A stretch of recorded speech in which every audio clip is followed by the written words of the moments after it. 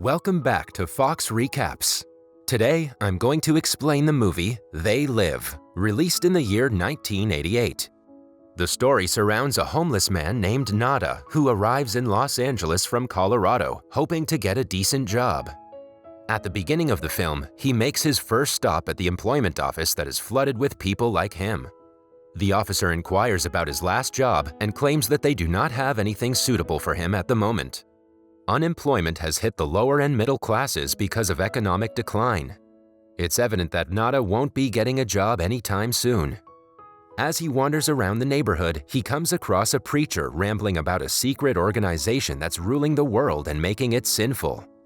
He claims that the organization has corrupted the hearts and minds of the leaders and the rich to profit off of them. The poor have been exploited and are currently being manipulated without them knowing. Nada dismisses the preacher's words as blabber and walks away when he sees the police coming. While walking down the road, he notices a man staring into the TV as if he's being hypnotized by the show. The same thing happens at night with an old man. Nada still doesn't think much of it and continues looking for a job the next day.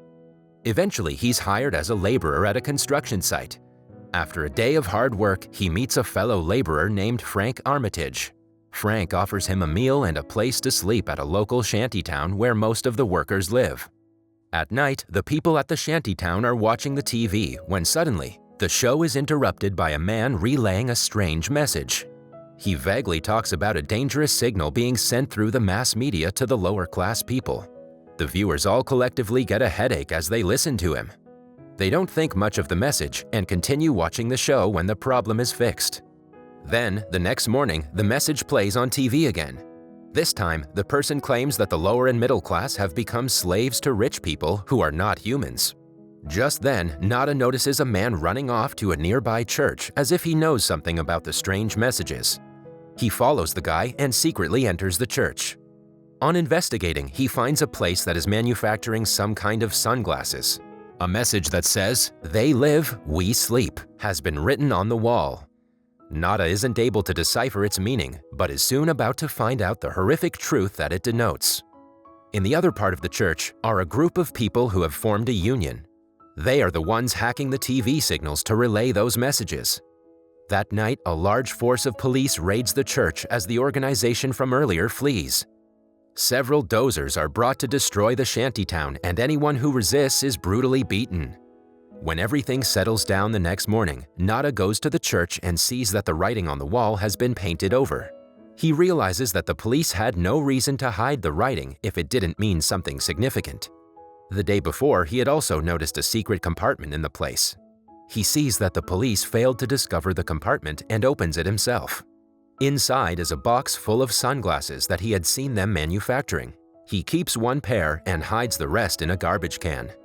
When Nada wears the glasses for the first time, he finds out that it shows the reality that naked human eyes cannot see.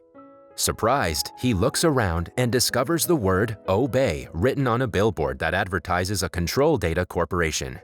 Similarly, another billboard that has a woman laying on the beach says, "Marry and reproduce." Nada soon realizes that the world is filled with subliminal messages that affect and manipulate human brains into doing things they don't even know they're doing. The rich and powerful are being helped by evil organizations that collectively manipulate the lower and middle class people into being submissive. As Nada explores the new world, he sees several words like consume, obey, and sleep written everywhere. Some media urge the people to have no independent thought and to not question authority. But the biggest surprise comes when Nada notices a strange humanoid with bulging eyes and molted skin. Upon removing the glasses, the man looks normal, but through the glasses, his true face is visible. He is one of the rich people who have sold their soul to the organization. Lastly, Nada sees, "This is your God," written on paper money, indicating that money is the driving force the organization uses to manipulate people. The more Nada explores the neighborhoods, the more humanoids he comes across. He registers that the world is filled with humanoids blending in with normal people. Most of such humanoids wear expensive clothes and seem to be wealthy. He accidentally tells a lady that she looks horrible, which makes her realize that he can see her true face. She and the humanoids behind her immediately call someone on their watch and inform them about Nada's location. A while later, two humanoid policemen find him and ask him where he got the sunglasses. They try to reel him into being one of them, but Nada doesn't want to join the organization. He's also well aware that if he refuses, he will die. When the men are distracted, he attacks them and kills them all before escaping. While on a run, he enters a local bank filled with humanoids. Knowing that he's about to be killed one way or the other, Nada makes the first attack, firing on humanoids randomly. He then sees one of them disappear after twisting a watch. Before being caught, Nada flees the bank and ends up in a parking lot.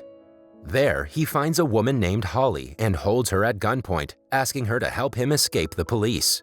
The woman does as told and brings him to her house in the Hollywood Hills. Nada tries explaining the truth to her, but Holly remains unimpressed. She refuses to wear the glasses or believe anything he says. She also pretends to be sympathetic but slyly pushes him down her window and calls the police, unaware that they are the bad guys. Nada somehow manages to remain hidden through the night and goes to his workplace the next morning. He secretly meets Frank and tries asking him for help. However, since the news about him being a murderer has spread around the neighborhood, Frank doesn't want to associate with him. Nada explains that the people he killed were not humans, but Frank remains uninterested in his story. To prove his innocence, Nada returns to the alley where he disposed of the sunglasses. After retrieving them, he goes back to Frank and urges him to wear them. When he refuses yet again, they get into a fight. Nada forcefully makes him wear the glasses. When Frank finally gets a look at humanoids nearby, he stops trying to resist. On their way to a hotel, Nada explains everything he knows. They acknowledge that they'll have to stop the sinister community of people, but do not know how. The next evening, they join the union that had fled from the church before the police invasion. In the hideout, the duo is provided with lenses that do the same thing as the glasses, but are more discreet. While with the group, they find out that the humanoids are the ones responsible for global warming.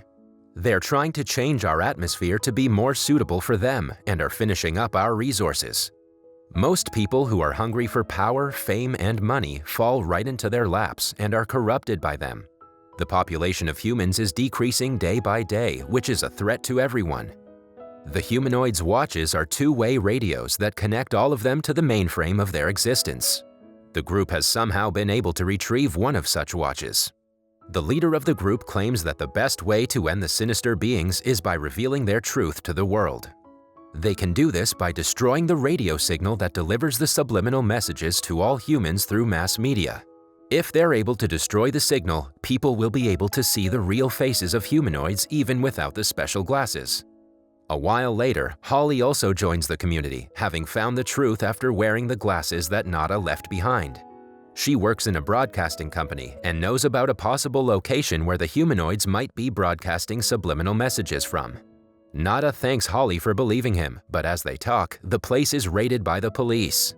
They have been ordered to kill every rebel and finish the organization as a whole. The police force also consists of humans who have been told that the community they're attacking are government haters and terrorists.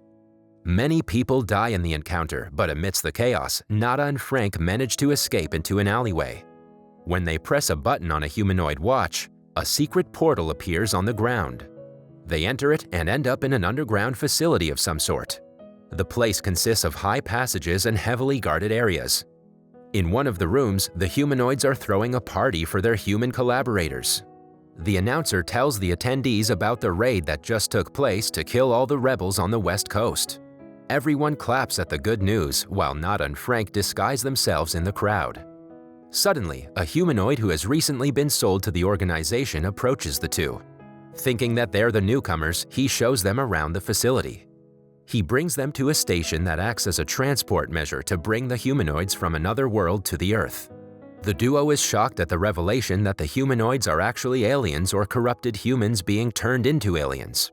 Following that, they're taken to the studio of a local TV station.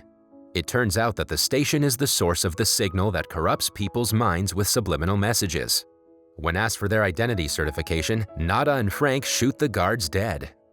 Soon, an alarm alerts everyone of their presence.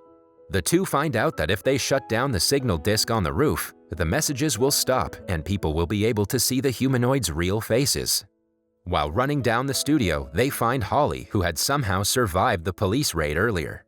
She brings them up to the roof where a disc is broadcasting the subliminal signals. As Nada runs up, Holly pulls out a gun and presses it against Frank's temple. It is clear to him that she has sided with the humanoids, but before he can do anything about it, she kills him. Nada is seconds away from destroying the broadcasting antenna when Holly points her gun at him. Right then, a police helicopter flies overhead and the aliens aboard order Nada to step away. He registers that he is about to die tonight, but doesn't want to make his death amount to nothing. In a second, he brings out a hidden sleeve pistol and shoots Holly dead. Immediately after, he is shot by policemen in the hovering helicopter. He uses his last bit of strength to get one final shot at the broadcasting antenna and destroys it. At last, he lies on the ground with a smile on his face, proud of his accomplishment. Soon after the signal is destroyed, chaos ensues in the world. For the first time, humans are able to see the reality of the mass media that they're being fed every day. People discover humanoids all around the country, living among them and exploiting human resources. That was all from the video. I hope you liked it. Subscribe for more content like this and hit the like button to help us out. Also, leave a comment if you want us to recap your favorite movie. Until next time, take care.